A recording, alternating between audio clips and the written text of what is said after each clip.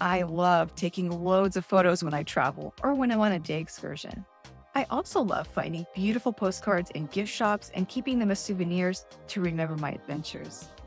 But as a watercolor painter, I longed for a more inspiring way of documenting my fondest memories. And that's when I decided to start creating watercolor postcards. Hi, I'm Chris, a former fashion and eyewear retail manager and buyer turned full-time online creative teacher. I'm also on the design team for sustainable watercolor paint brand Viva Colors. I've done featured workshops for Bonnie Christine and Emily Jeffords memberships. I've been a podcast guest on several shows, including Scott Perry's Creative on Purpose show, featuring repeat guest Seth Godin. As a watercolor teacher, my goal is to teach you how to break through the crippling effects of perfectionism and find your creative voice. That means my classes are no-pressure learning zones where you can come and play and explore with no judgment. Watercolors are my favorite medium and also perfect for making beautiful hand-painted postcards that you can keep as mementos or send to family and friends.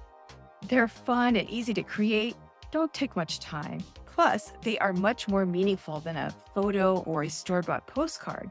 And as a bonus, you get to do some fun watercolor painting. The subject matter can be anything you like. For example, a lovely view, an attraction you enjoyed, or some activities you did. But you don't have to be traveling to create beautiful postcards. A staycation might have you capturing a quick painting of your backyard or a state park. A day excursion could mean painting fun cityscapes or nature locations. And holiday themes are perfect for postcard painting any time of the year.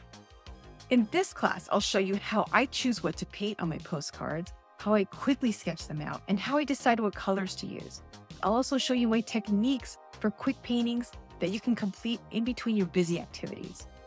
This class is for beginners to experienced watercolor artists who just want to try something new and use their spare time for some relaxing painting projects.